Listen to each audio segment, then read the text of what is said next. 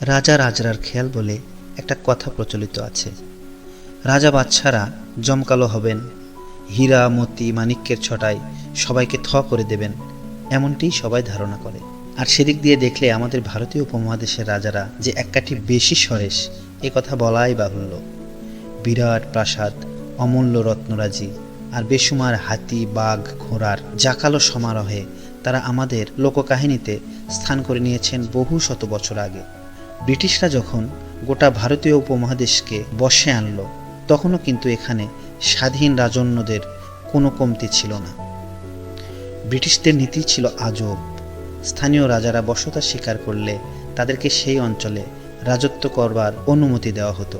বিনিময়ে ব্রিটিশরা পেত নির্দিষ্ট অঙ্কের ভ্যাট এবং বৈদেশিক নীতি আর নিরাপত্তা সংক্রান্ত ব্যাপারে যথেচ্ছ সিদ্ধান্ত নেওয়ার অধিকার। আজকে এসব স্বাধীন রাজাদের নিয়েই আলোচনা করব।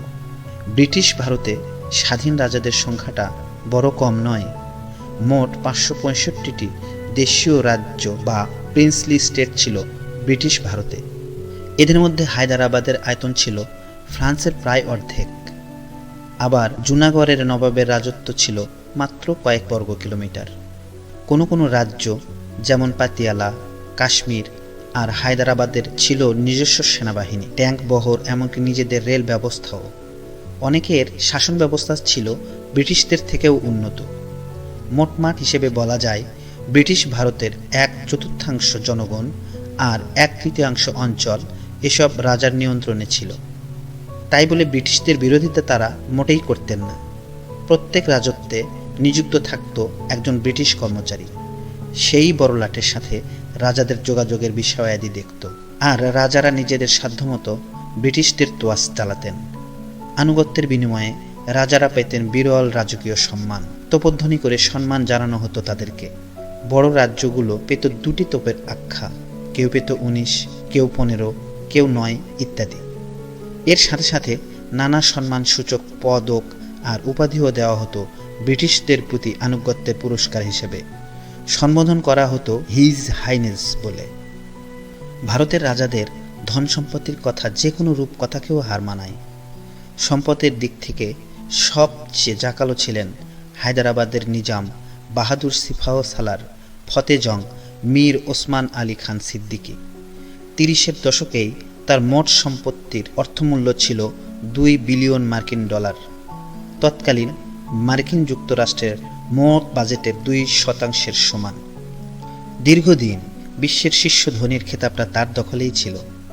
প্রথম বিশ্বযুদ্ধের সময় এক লহমায় 50 লক্ষ পাউন্ড দান করে ব্রিটিশদের কৃতার্থ করে দিয়েছিলেন তিনি। 180 ক্যারেট ওজনের প্রকাণ্ড এক হীরা ব্যবহার করতেন পেপার ওয়েট হিসাবে। এছাড়া মুক্তা, পান্না, চুনি মিলিয়ে তার হাতে ছিল প্রায় 170-এর বেশি রত্ন। রানী এলিজাবেথের বিয়ের সময় বহুমূল্য একটি হীরের জড়োয়া নেকলেস দিয়েছিলেন এই নবাব। শুধু তাই না, বলা যায় তার বাগানে নাকি সোনার তাল বোঝাই 12টি ট্রাক মজুদ থাকত। ভূগর্ভে জমা ছিল প্রায় 2 লক্ষ পাউন্ড নগদ অর্থ। অন্যান্য রাজারাও তাই বলে কম যান না। মহীশূরের রাজারা পাক্কা 1 টন সোনা দিয়ে বানানো এক রাজাসন ব্যবহার করতেন। পাতিয়ালার মহারাজদের ছিল হীরে মুক্তা বসানো এক বর্ম।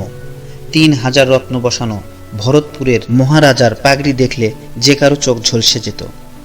জয়পুরের কিংবদন্তি তুল্য কোষাগার লুকানো থাকত আরাবল্লী পাহাড়ের তলে। পৃথিবীর 7ম বৃহত্তম হীরা স্টার অব দ্য সাউথ ছিল বরোদার মহারাজার সংগ্রহে।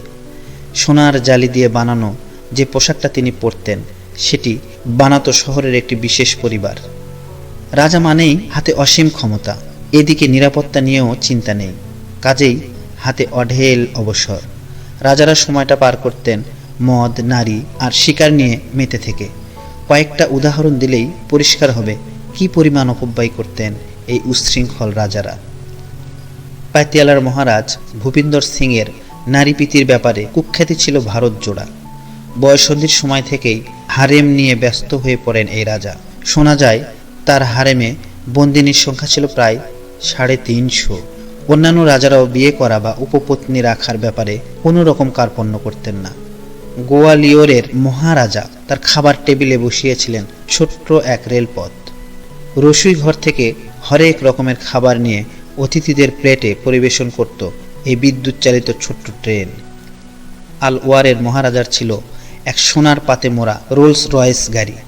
শোনা যায় এই গাড়ির কোম্পানির ওপরে ক্ষিপ্ত হয়ে তিনি নাকি একবার রাজ্যের সমস্ত রোলস রয়েস গাড়ি ভাগার পরিষ্কারের কাজে নিযুক্ত করেছিলেন।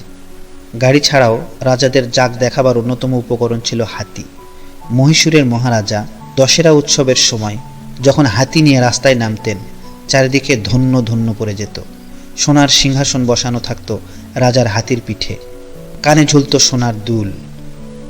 গোয়ালিয়রের মহারাজা তো একবার প্রাসাদের ছাদে ক্রেন দিয়ে হাতি তুলেছিলেন ছাদের স্থায়িত্ব পরখ করার জন্য। কাশ্মীর ধার্মিক রাজার অভ্যাস ছিল সকালে ঘুম থেকে উঠেই তা একবার রাজামশাই রামপুরের নবাবের 3 তলার ভবনে অতিথি হলে দেখা দিল বিপত্তি। 3 তলায় গাভী নিয়ে যাওয়া যায় কিভাবে? শেষমেশ ক্রেনে করে গাভী নিয়ে যাওয়া হলো কাশ্মীর রাজার শয্যাঘরের জানালার পাশে। জুনাগড়ের নবাবের নেশা ছিল আবার কুকুরের। প্রায় 400 কুকুর ছিল তার সংগ্রহে এবং প্রত্যেকের জন্য নিযুক্ত ছিল একজন করে কর্মচারী। নবাব আবার ঘটা করে এদের বিয়েও দিতেন। গোয়ালিয়রের রাজা এক জীবনে শিকার করেছিলেন 1400 বাঘ। তবে সব রাজাই যে অমন বেহিসেবি পাগলাটে জীবনযাপন করতেন তা কিন্তু নয়। বারোদার রাজা এদিক দিয়ে অগ্রগণ্য। বাধ্যতামূলক অবৈতনিক শিক্ষা চালুর পাশাপাশি বহু বিবাহ আর জাতিভেদ প্রথা দূরীকরণে তিনি অনেক অবদান রেখেছেন।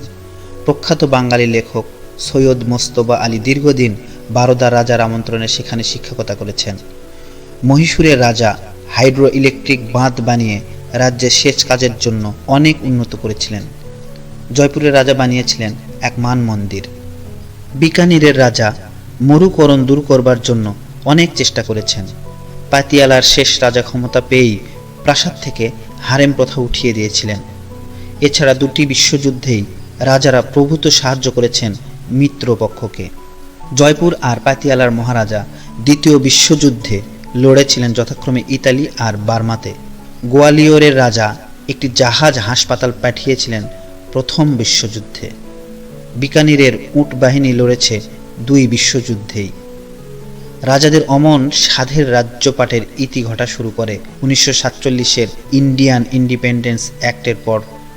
দেশীয় রাজন্যদের বলা হয় যেন তারা ভারত বা পাকিস্তান যে কোনো একটিকে বেছে নেয়। ফলে কালাত, সোয়াত, ভাওয়ালপুরের মতো রাজ্যগুলো পাকিস্তান সরকারের করতলগত হয়।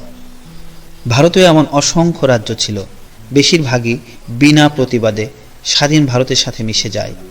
তবে গোল বাঁধে হায়দ্রাবাদ আর কাশ্মীরের মতো শক্তিশালী রাজ্যগুলো নিয়ে। হায়দ্রাবাদের নিজাম বাহাদুরের কথা আগেই বলা হয়েছে। রাজ্যের সংখ্যাগরিষ্ঠ হিন্দু জনগণ ভারতের সাথে যোগ দেওয়ার দাবি জানালেও নিজাম গোঁ ধরে রইলেন যে তিনি স্বাধীন থাকবেন। সদ্য স্বাধীন একটি দেশের সরকার এহেন আবদার যে মেনে নেবে না তা বলাই বাহুল্য। তৎকালীন ভারতের স্বরাষ্ট্রমন্ত্রী ছিলেন সর্দার বল্লভভাই প্যাটেল। গোড়া জাতীয়তাবাদী এই মানুষটি কাল বিলম্ব না করে 1948-এর সেপ্টেম্বরে অসংখ্য সৈন্য পাঠিয়ে দিলেন রাজ্যটিকে বশে আনতে। নিজাম বেশ জোরালো প্রতিবাদ গড়েছিলেন। হতাহতের সংখ্যাটা অনেকের মতে 30,000 থেকে 2 লক্ষের মধ্যে ছিল। তা যাই হোক, শেষমেশ হায়দ্রাবাদ ভারত সরকারের নিয়ন্ত্রণে আসে। গোল বেঁধেছিল কাশ্মীরের রাজা হরি সিংকে নিয়েও। হরি সিং ঘোষণা করেছিলেন ভারত বা পাকিস্তান কোনো রাজ্যেই তিনি যোগ দেবেন না, স্বাধীন থাকবেন। কিন্তু তা কি হয়?